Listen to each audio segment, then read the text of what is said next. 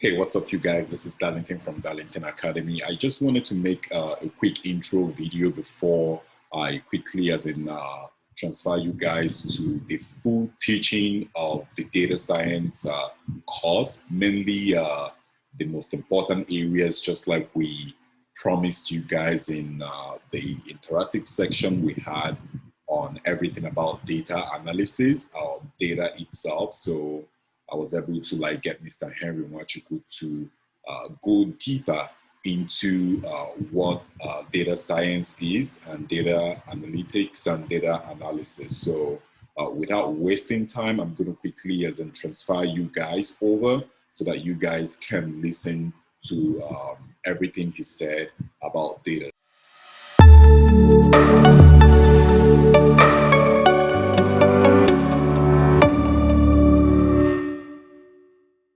Yeah, thank you, Darlington Academy, for getting me on your channel, YouTube channel once again, to make this video for your subscribers and your students that have interest in coming into the data science field. My name still remains Henry Nwachukwu. I'm a data scientist, and today I'll be doing justice to my previous discussion, which I had an interactive session with your students. So in today's teaching of data science and career path, I'll be using the business concepts to make you have a better understanding of what I'm going to be talking in data science.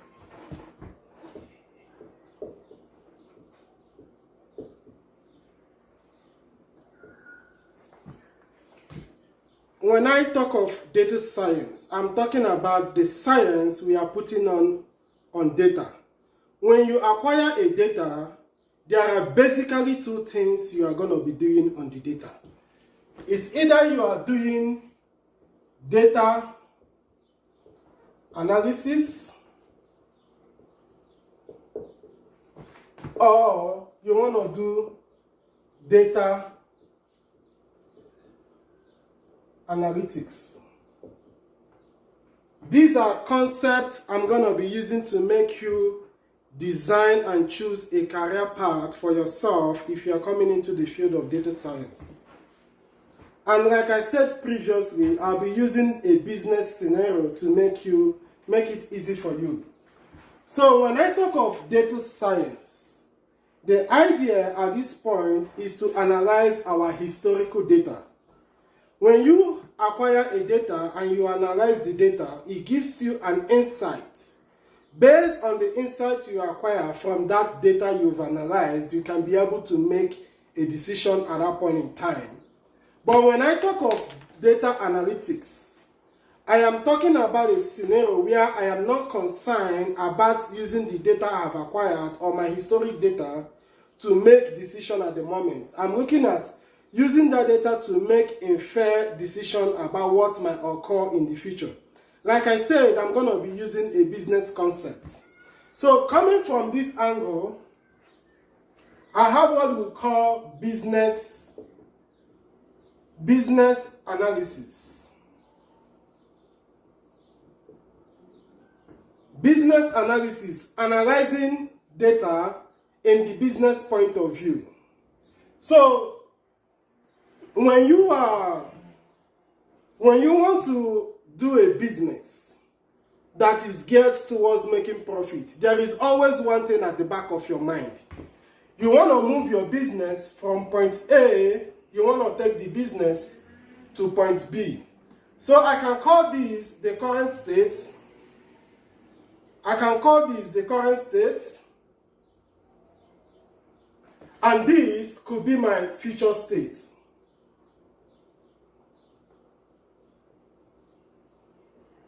This current state could either be a startup, a company that is just starting, or an already existing business.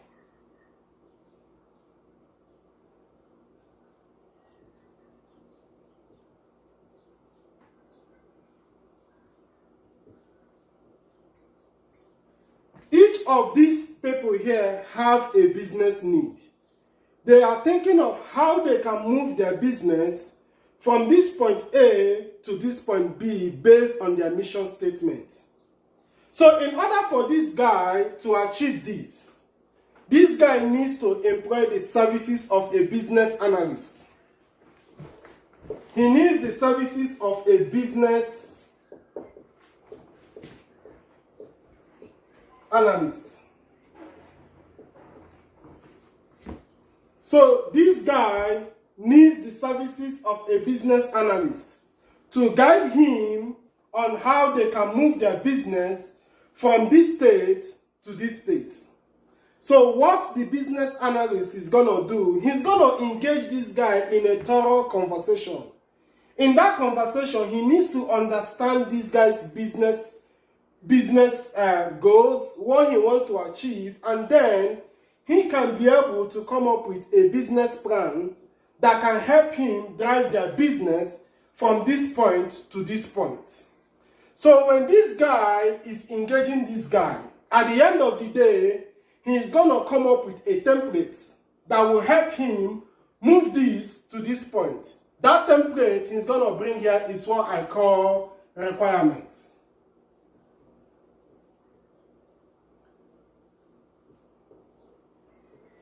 Please, students, I would want you guys to pay attention to this detailed information I'm giving. It will help you a lot in designing a career path.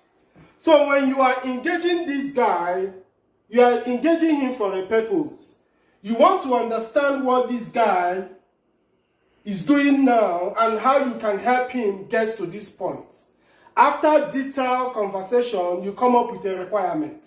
So this requirement is the step-by-step approaches that you are going to use to design the business so that this person can achieve this mission. So this requirement, there are so many ways to achieve requirements. In the business world,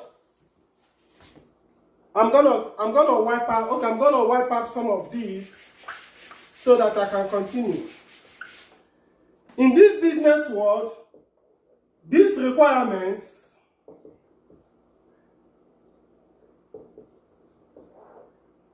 entails so much. It is a function of what he wants to achieve that you set up these requirements. So in order for you to do this requirement, there are so many business approaches. Most common, many people use what we call the agile method. So what I mean, for example, if these are the step-by-step approach, I'm going to move from point A to point B, from point B to point C, from point C to point D. This is the beginning of the project. This is the ending. When you define your requirement in such a way, you know that the requirement is going to take this step. After I finish A, I go to B. After I finish B, I go to C. After I finish C, I go to D. You've been able to set up this requirement. This is where the company owner is, the startup or whoever. The startup is here, and these are their future, where they want to be in the future, their future.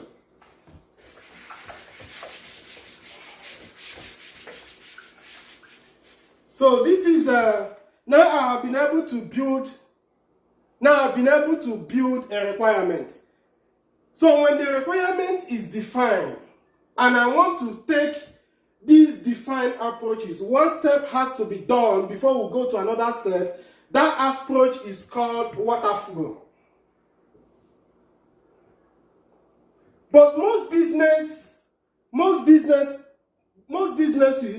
in achieving requirement, they use the agile approach. So when you are doing further research, you should also consider where do you intend to work in the future when you are coming into this field, and see the career path they always require.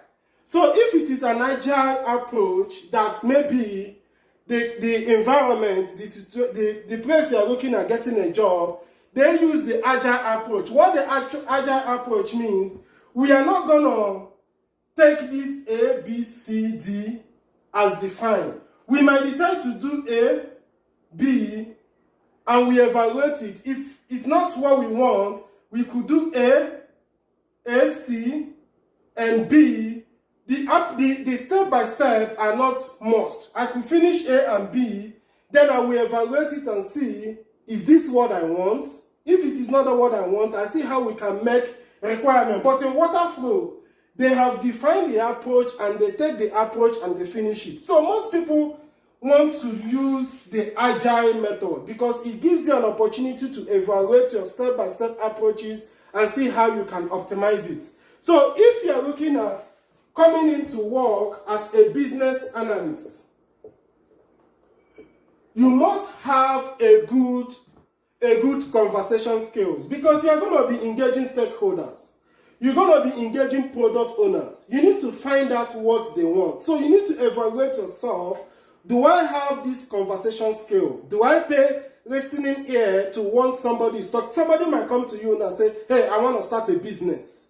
This is what I want to achieve. Do you have these skills to pay good attention to what this person wants? If you have that humanitarian skills, paying attention to knowing what somebody wants, then the job of a business analyst might be a good one for you. Then in that case, I might be advising you to get a certificate that is called Agile Professional Certification. This certificate goes a long way to tell someone that you understand the agile process. Because at the end of the day, you're discussing with this guy is not for entertainment purposes. Whatever you have discussed with this guy, you must set it up in set up a requirement. So how do you want to achieve that requirement? Most people go for agile method. So if you are maybe a project manager or somebody who has a managerial skill and you think, wow, I find business analyst job interesting, then having a certificate in Agile Professional would be a good one to boost your career. Then in this Agile method, there are other approaches that you can employ in Agile method, but most people recommend the Scrum method, Scrum. So you can also decide to have a certificate they call Masters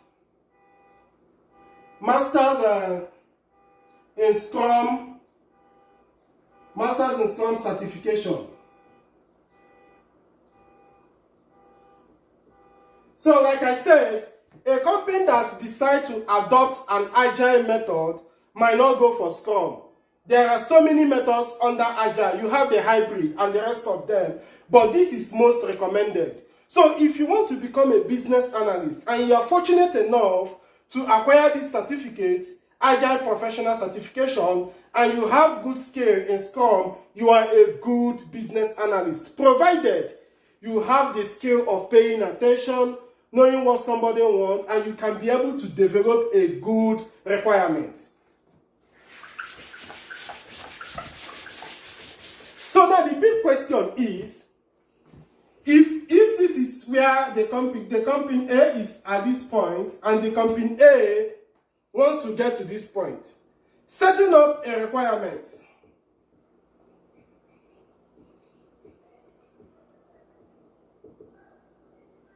You have done a certification in Agile.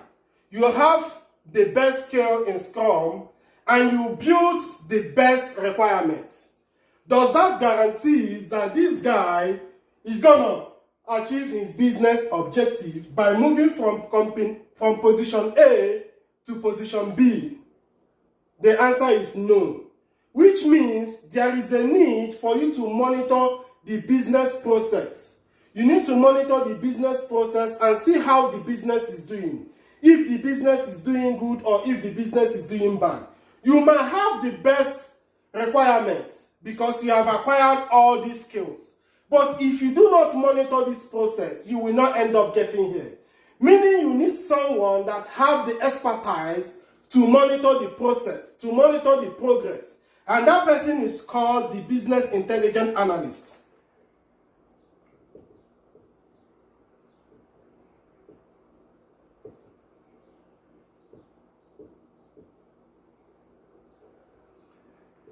So this business intelligence analyst is going to have a good conversation with the business analyst. The business analyst is going to give him a clear indication of what they want to achieve. Based on that, he's going to come up with yardstick that he's going to use to measure performance. Because if you do not measure performance, you will not achieve this, your goal of moving from point A to point B. So for this guy to be able to do that, he needs to set up performance matrices in order to use to measure this. That matrix could be called KPI, which are key performance indicators. Like I said, the idea is not for me to go in depth in business analysis because the requirement given to me in this teaching is to focus on analytics. But I just want to do this so that I can be able to give you guys a wider option in order to choosing your career. So this business intelligence comes in with good understanding from the business analyst what the business objective is. He come up with KPIs. KPIs are matrices. They are yardstick you are going to use to measure this process. Like I said, you might have the best requirements, but if you do not measure the process, you will not be able to achieve what you want. Even when you have been able to set up your final goal, building the best company, this best company you have here, this company has to be giving you your objective, your goal, maybe the profit you want. So for the BI, there are two things about the BI. This is the business intelligence analyst. So this business intelligence analyst comes up with yardstick, which are KPI, key performance indicator, to measure if this business we've been able to set up is meeting its objective. Are we meeting our targets? For this guy to do this, there are two key areas. Please, I want us to pay attention to what I'm saying. So like I said, it's either we have two businesses. It could be a startup, or it could be already existing business. I am going in depth here a bit because most people don't understand KPI. I have discussed with so many people in this field who do not understand the practical implication of KPI. So for startup company, you need a yardstick to measure the success of your business. If maybe this startup company is a manufacturing company,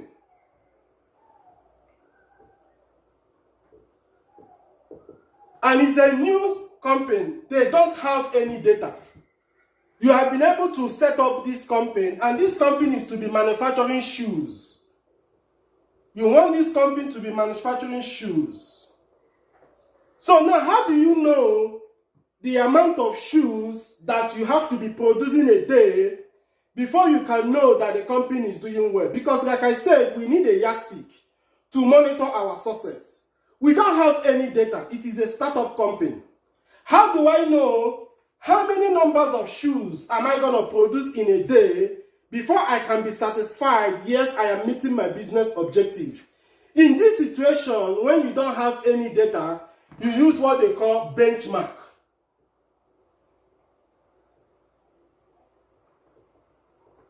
What is benchmark? Benchmark is when you are drawing information from already existing company. Maybe for instance, there is a company that is producing shoe, almost the same kind of shoe you are producing. They have the same kind of machines.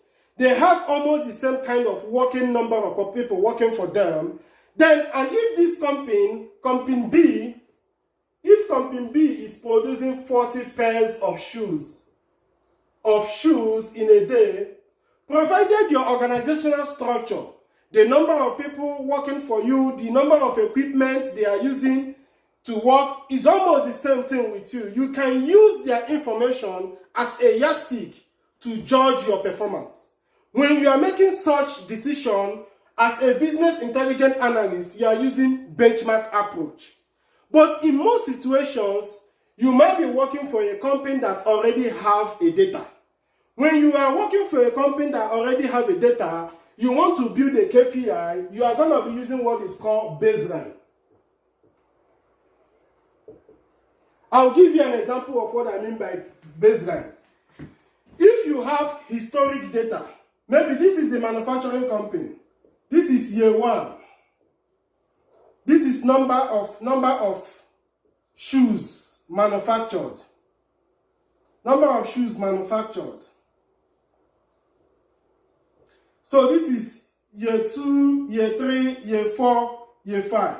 And in year 1, maybe here I manufacture 50, here I manufacture 70, here I manufacture 30, here I manufacture 80. So now I have these varying numbers of shoes you've been manufacturing, and you are now the business intelligence analyst. How do I set a benchmark so that at the end of the day, if I do not manufacture a certain number of shoes, I should be able to question my operations. I should be able to question my managers. How come we did not get an expected number of products? That is where baseline comes in. The concept of baseline, we are going to be introducing a statistical approach where we'll call control charts.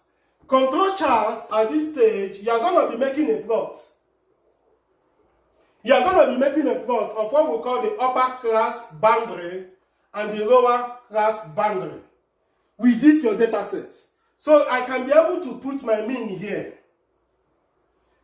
When you are doing this, we don't need outliers. If there is any outlier in this data, you should be able to remove it. I am not going in details. I just want to pick out 2 professional career out of this data analysis in respect to business analysis. So when I have used these to generate my control chart, I can make a plot. If my plot goes like this, what happens here is maybe now I know what happens here is I know this one now is my upper class boundary. This is my lower class boundary. So any day I make a sale, I want my sale, the number of shoes I manufacture to be within this boundary range. If the shoes I am producing is going in the upper range, I am making a good sales. But if the shoes I'm making is coming down, I'm watching it and I see that it's going down, I'll become curious. So this is how I've been able to set up a KPI. In this condition, this KPI is a function of the number of shoes I produce. So like I said, KPIs are business related. The kind of business you are doing is what is going to decide the kind of KPI you are going to do to monitor the success of this business. So here I've been able to use my control chart from my baseline to set up a control chart. So what I'm going to do now, I am going to build what is called a dashboard. There are so many tools as a BI you might want to have. You might want to have a skill in Power BI or Tableau, so that at the end of the day, you should be able to build dashboard. I have had so many interactive sessions with people in the field that build dashboard and they put so many information in the dashboard. I might not be the best to advise, but if you are asking me, I will tell you that dashboard should be strictly based on your KPI. Any other information that has nothing to do with your KPI should not be in your dashboard. So if this is my dashboard now that has this picture of this control chart, and on the next day, on the 6th, they made a sale and it's 20, I put this 20, the 20 falls in here. It's a red alert. Once I see my dashboard and my dashboard falls in here, I have to call the office. Hey, what is going on? I am not meeting my business objective. Then people will come back and begin to review. Why are we not meeting our targets? So these are the 2 things here. I've been able to tell you the job of a business analyst and the job of the business intelligence analyst. This guy ensures that the objective of the business is always being achieved through the help of a KPI. Then one other thing that is important I would want to advise, because somebody might be asking, then how does analytics come in? A very big mistake most company does is to use the data of their historic data to make future business decisions. From research I've done so far, it is a very bad idea. I was going through a data set a friend gave me. This is company A. This is company A. They sell women They sell women wears, men clothing, and children clothing, children wears. So this is what this company sell, company A. So when they acquired their data, they reviewed their data, business analysis. They found out that most of the sales they made in a year was mostly coming from that of the sales they made from women.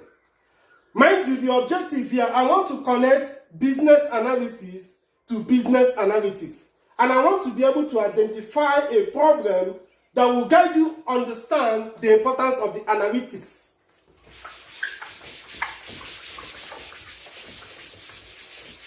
So this is the big mistake the company did. The company got their business data.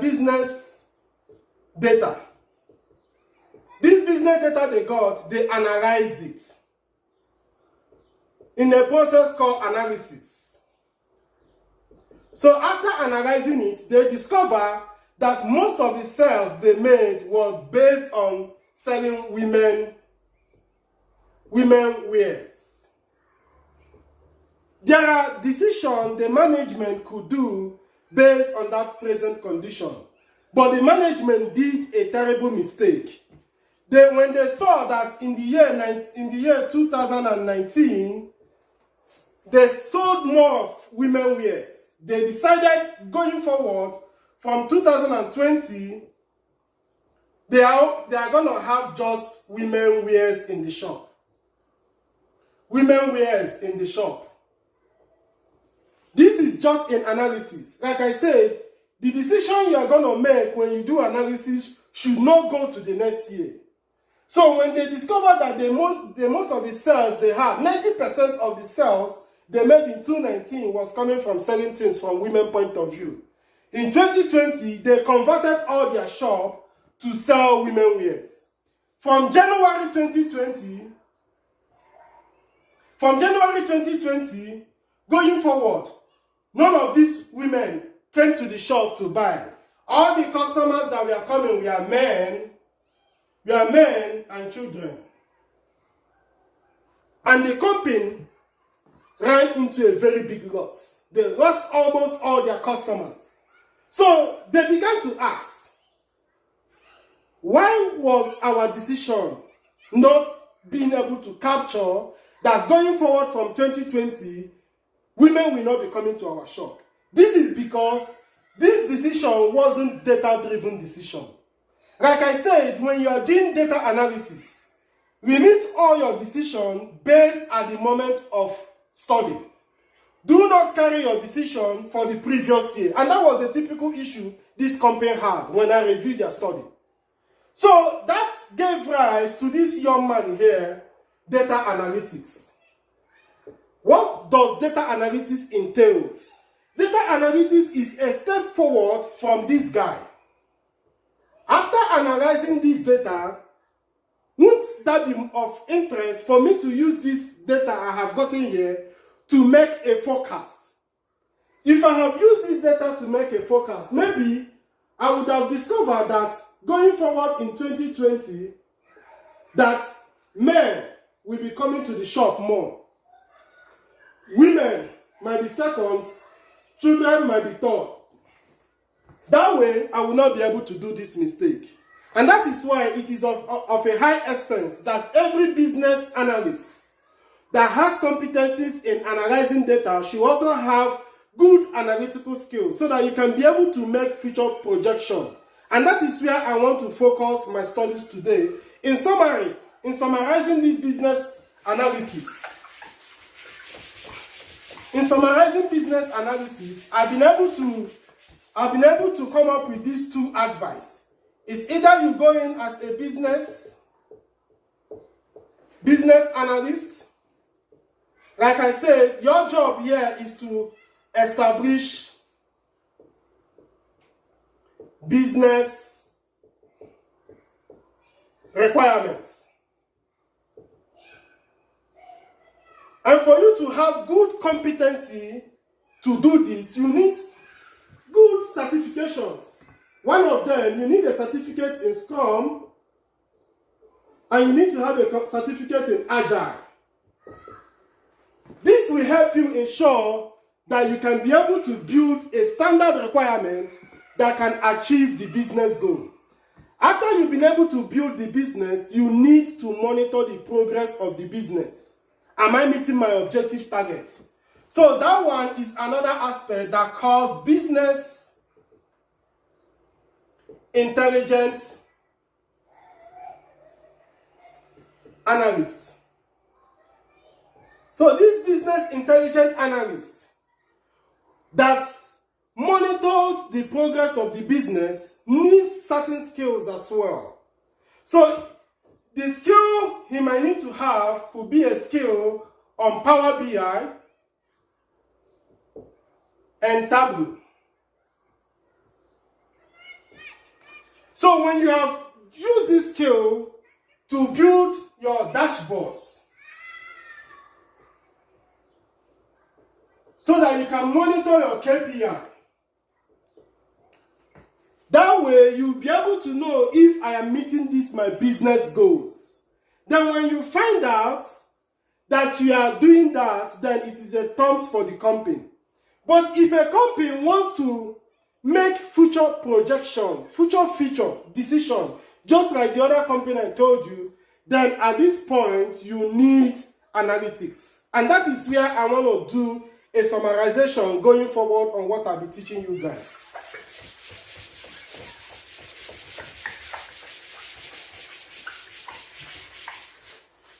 So, data analytics.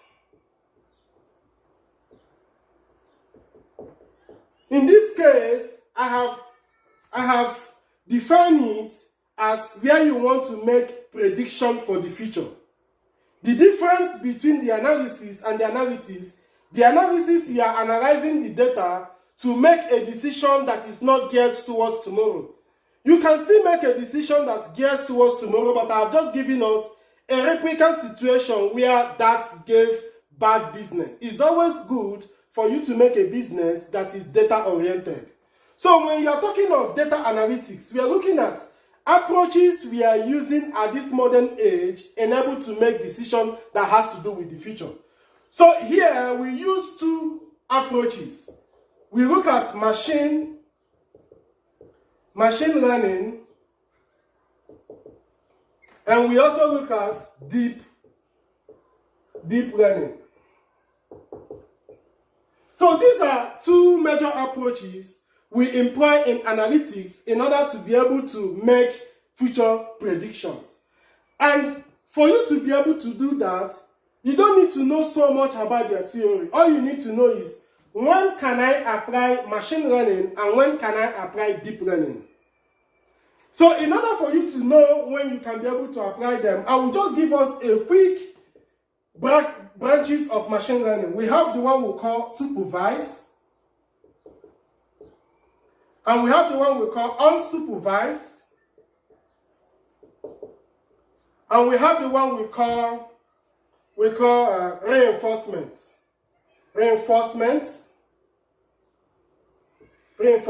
learning. I always put one at the middle because this is another technical one that confuses people a lot. I call that one simple neural network. Simple neural network. So under deep learning, we have three key basic approaches. We have the one we call convolutional neural network.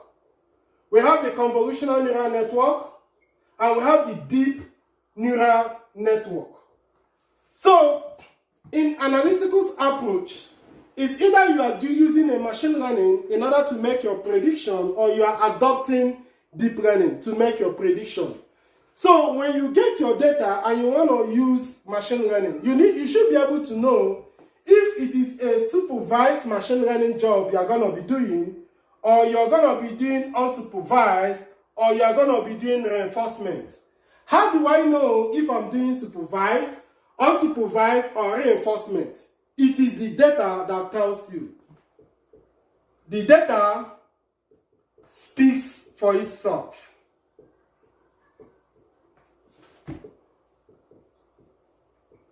So when you import that your historic data, first thing you're going to do, you're going to look at the data to understand, am I doing a supervised, am I doing unsupervised, or am I doing reinforcement study?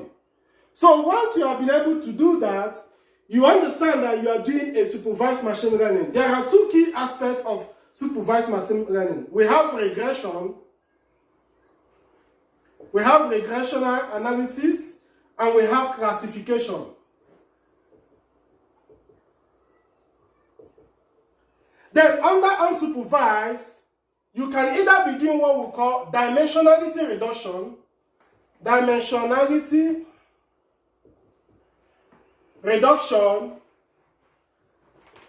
We do this using an approach we call PCA, Principal Component Analysis, or you do what they call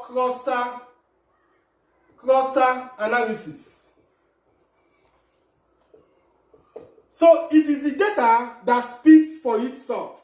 So once I have a data, it's either I'm doing a supervised study, unsupervised, reinforcement, or deep neural networking. So once I've been able to achieve this, I'll break it down once again, so that you have good understanding of the kind of study you want to do. So when I got my data, like I said, I have regression, I have classification.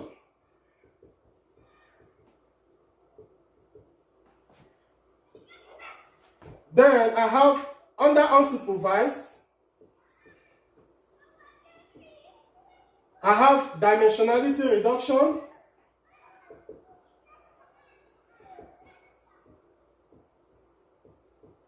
and then I have cluster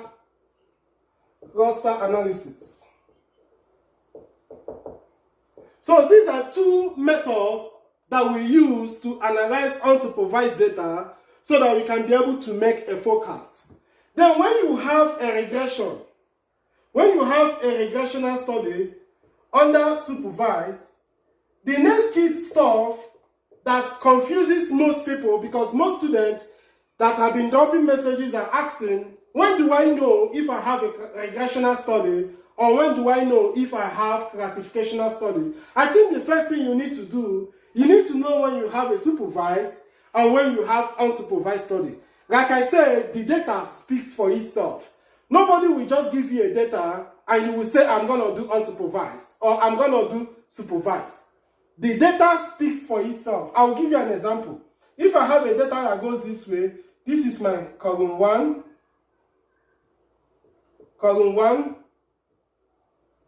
column 2, column 3, column 4. Maybe here I have price.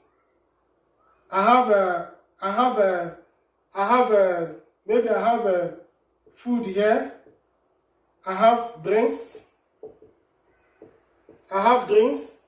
Then I have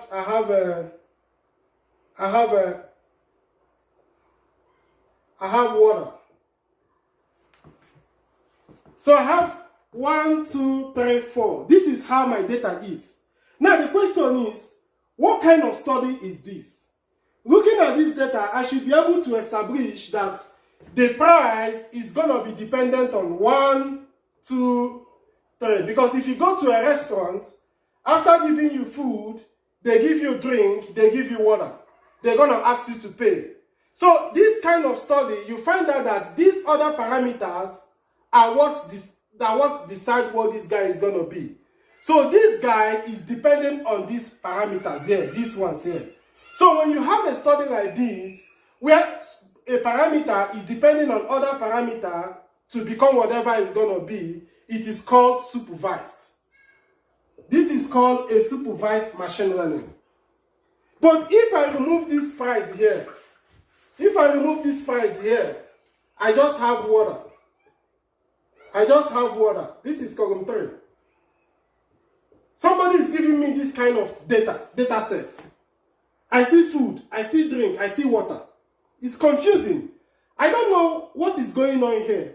Because this stuff are not deciding anything. I could ask a question, am I missing any data set?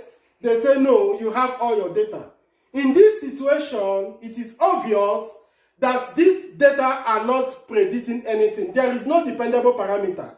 This is what I call unsupervised machine learning, where there is no dependable parameter in the data set. So in that kind of data, to analyze this, I could use either dimensionality reduction or I could do cluster analysis to work on this data. Now I'll put my price back. If I put my price here, what that means is that I now have a supervised machine learning. So if I have my price here as $2, $8, $20, the next thing I ask myself, yes, I have a supervised machine learning because I have a dependable parameter. The next question you ask yourself, the dependable parameter, are they numerical values or are they categorical values? When your dependable parameter, the content, the values, the data set inside it are numerical parameters, you are talking about regressional study. But if these parameters here are not numerical value, they have maybe A, they have B, they have C. There is a price, but the price is given as A, B, C, categorical. You are doing what is called classificational studies. And this is a must, because if you do not understand this, you might use a model that is meant for classificational study and you are doing a regressional study. That is what is called underfitting. That I will discuss in further courses.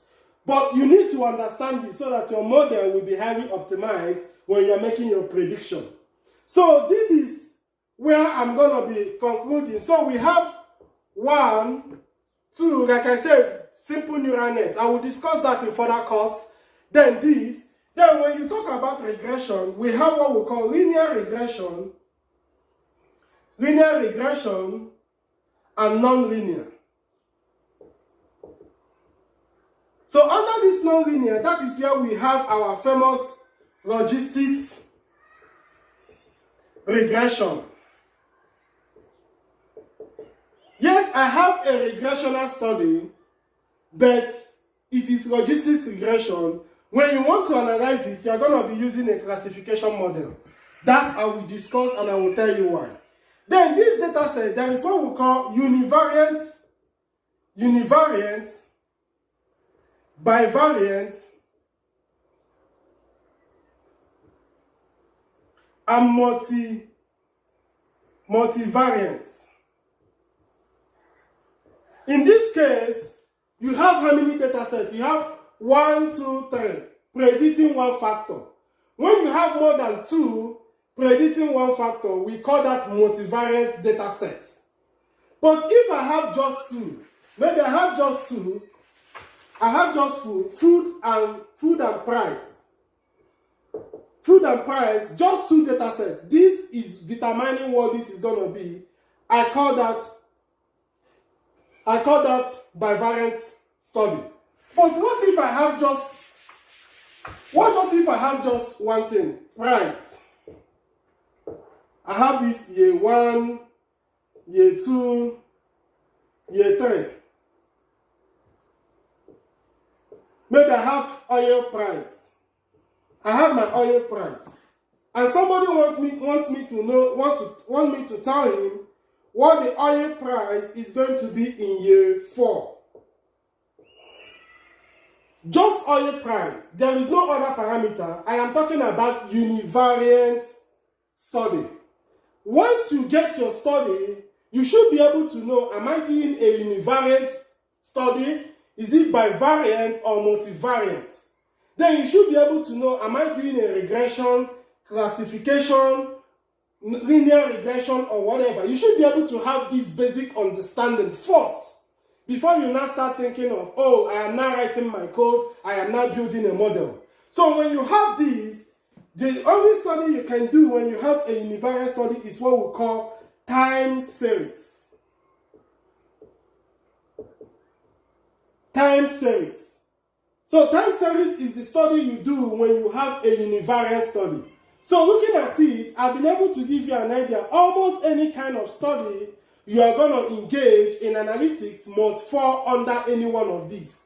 It's either you are doing a dimensionality reduction, cluster analysis, time series, classification, or regression analysis. So in our next course, based on the requirements he sent me, I'll be teaching us univariate study. So in our next class, I'm going to be teaching us univariate study.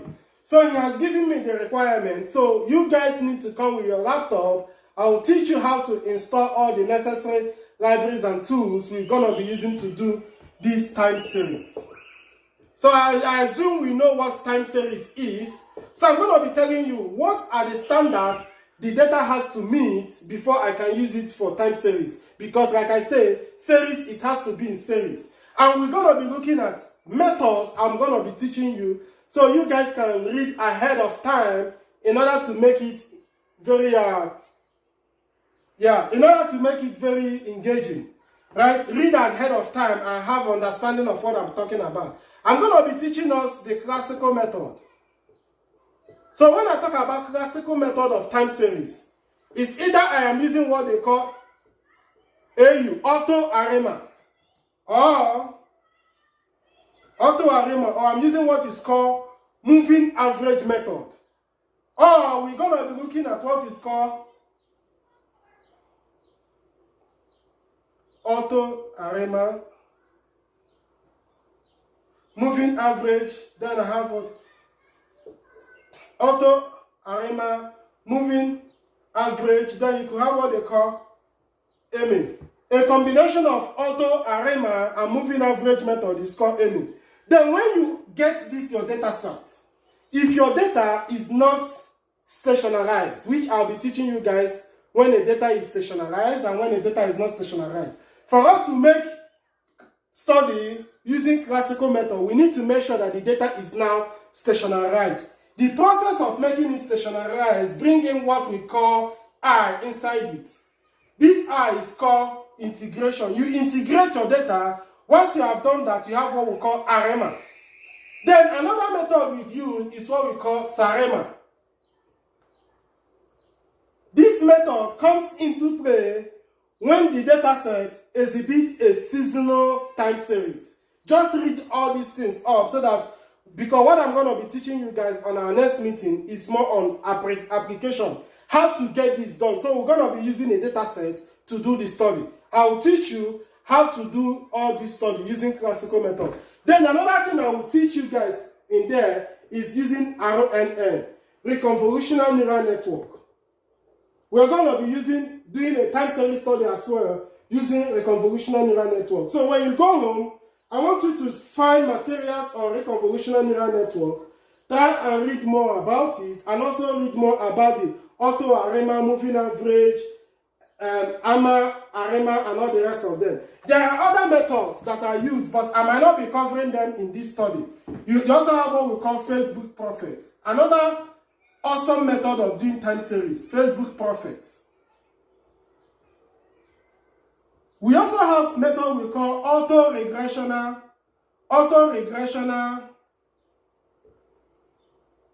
moving average. There is also another one, but I think I've forgotten. There is also another one here. So there are basically 1, 2, 3, 4, 5 methods that you can use to do a time series.